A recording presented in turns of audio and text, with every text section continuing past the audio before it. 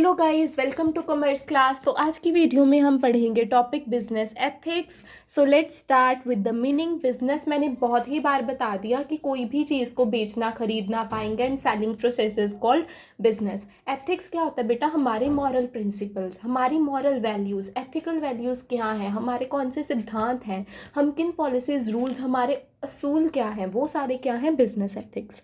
कहते हैं business ethics का मतलब वो सारे मॉरल प्रिंसिपल्स या वैल्यूज़ जो एक इंडिविजुअल पर्सन या फिर एक ऑर्गेनाइजेशन को क्या करता है? गाइड करता है। आपने ऐसा करना है, ये करोगे तो अच्छा होगा, ये करोगे तो नहीं अच्छा होगा, ये ठीक है, ये गलत है, ये सारा क्या है? Business ethics. It means doing business in a fair. अब ये क्या बोल रहे हैं कि आप अपना काम करो, आप अपना धंधा करो, पर बहुत ही फेयर तरीके में, बहुत ही अच्छे तरीके से, बहुत ही ऑनेस्ट, ईमानदार होके करो, ईमानदारी के रास्ते पे चलो, रिस्पॉन्सिबल बनो, रिस्पॉन्सिबिलिटी उठा के काम को करो, that respects people, society and it's environment. जो कोई इंडिविजुअल को, किसी के इंडिविजुअल के सेंटिमेंट को हिट ना करो, आप सोसाइटी को ना हार्म पहुंचाओ, इन्वायरमेंट को भी हार्म मत करो। आगे आता है बेटा एथिकल बिजनेसेस कि हमें क्या क्या करना है, इसमें क्या क्या चीज़ें इंक्लूड होंगी जिससे हम अपने बिजनेस को एथिकली चला सकते हैं। सबसे पहला rule, do not use the false advertisement.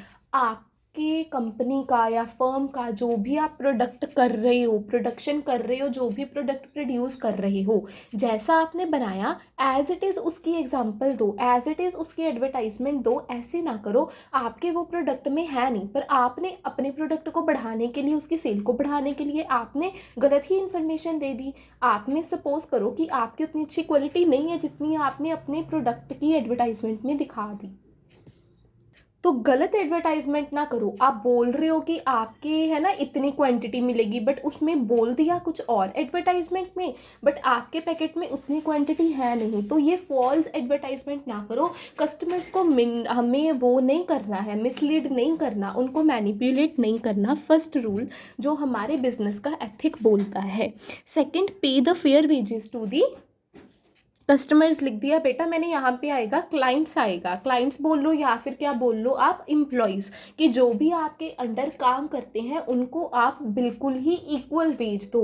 उनको जो वेतन के रूप में आपने सैलरी प्रोवाइड करनी है या वेजेस देने हैं, तो वो बिल्कुल उतना ही करो जितना आप उनसे काम कराते हो। बिल्कुल फेयर, बिल्कुल अच्छे तरीके से करो। थर्ड आता है respect the contracts and agreements. आपने जो भी क्लाइंट के साथ या फिर एम्प्लॉय के साथ कोई भी कॉन्ट्रैक्ट या एग्रीमेंट साइन किया, तो उसकी रिस्पेक्ट करो, उसको पूरा करो। Fourth rule, avoid the bribery and corruption. Corruption होता है राजे भ्रष्टाचार, ब्राइबरी मतलब होता है रिश्वत देना। तो ये चीज़ों को भी अपने बिजनेस में ना लेके आओ, करप्शन को ना लाओ, ब्राइबरी को ना लाओ। एग्जाम्पल जैसे कि an ethical government company pays the workers fairly, child labor and uses the sustainable fabrics। अब कहते हैं अगर कोई एथिकल गवर्नमेंट होगी तो वो क्या करेगी, अपने जो भी वर्कर्स हैं या कोई कंपनी है हमारी, अगर वो एथिकली बिजनेस को करेगी तो वो अपने वर्कर्स को, एम्प्लॉयज़ को क्या करेगी? बिल्कुल अच्छे से इक्वल से वेजेस देगी, उसको एक्सप्लॉइट नहीं करेगी, उससे ज़्यादा काम करवा के कम उसको पे नहीं करेगी, वो इक्वल पे करेगी जितना वो उससे काम करवा रही है।